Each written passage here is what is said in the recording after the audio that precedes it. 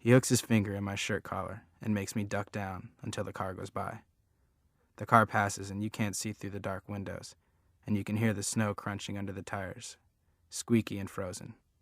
"We're invisible," he says, making me stand up. Now. Isn't that a kick in the pants? My feet already know where we're going. The New Testaments. There are a few lights on in the old buildings, and you can see some of the windows are cracked. It looks like a knife cut against the light, and he's saying, "You know about Mary and Joseph? How they sought shelter in Bethlehem, and how the baby Jesus was born in a manger?" I try to nod, and the funny thing is, even though I'm not cold, my teeth are chattering, so it's like the rest of me is freezing, but my head hasn't noticed. "That's what we're doing, seeking shelter," he says. "Except this isn't exactly a manger we're going to." "No, sir," I say. "It sure isn't." He touches me real soft on the back of the neck and says, "I didn't ask you a question, boy. Rule number 1, don't sass your old man." I make sure my mouth stays shut. We're coming up on the Testaments, and they look almost pretty, with the new snow coating the roofs and making the yards clean and white and soft. You can see where an old bike handlebars coming up through the snow, and shapes of other things left out. And even the old car up on blocks looks new, like it might take off into the air without any wheels. I know where we're going, even though he doesn't tell me. The door opens before we get there, and Loretta Lee is standing in the light, and she's saying, "Iggy, come look what the cat dragged in." He says, "Say hello to my boy, Loretta. Ain't he a chip off the old block?" Then we're inside, and Iggy's there bolting the door behind us and closing the shades. And Loretta, she's wearing this real slinky red dress that looks like it might fall off as she sneezed. She's saying, "Mission accomplished. Hey, Kenny?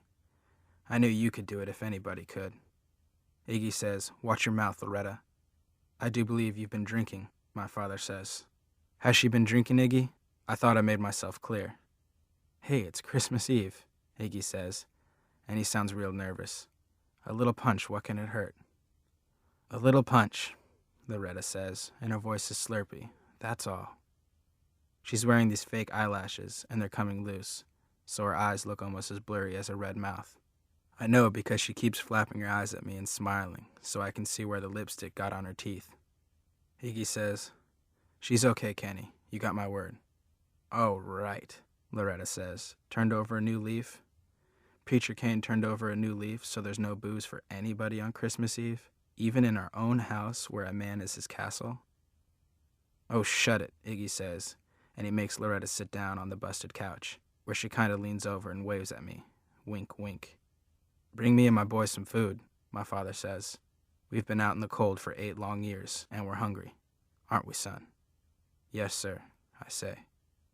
Iggy goes out into the kitchen to fry up some hamburgers, and we sit there waiting, not saying anything.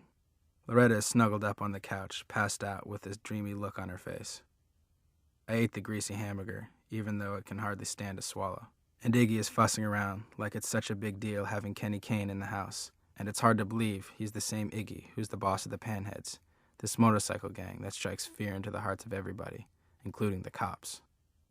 Then Loretta wakes up and stretches like a cat, yawning so you can practically see right down her throat, and she says, "I guess I needed that." Then she giggles, hiding her mouth. "I guess I need a lot of things." My father wipes his mouth with his folded up paper napkin, and he ignores her and looks at Iggy and says, "You ever do time, you could be a cook." Iggy gives this nervous like, wouldn't that be fun, being a cook in prison? He says, "Anytime you want, I'll show you that place I told you about." My father stands up. "Now is good," he says. He looks right at me,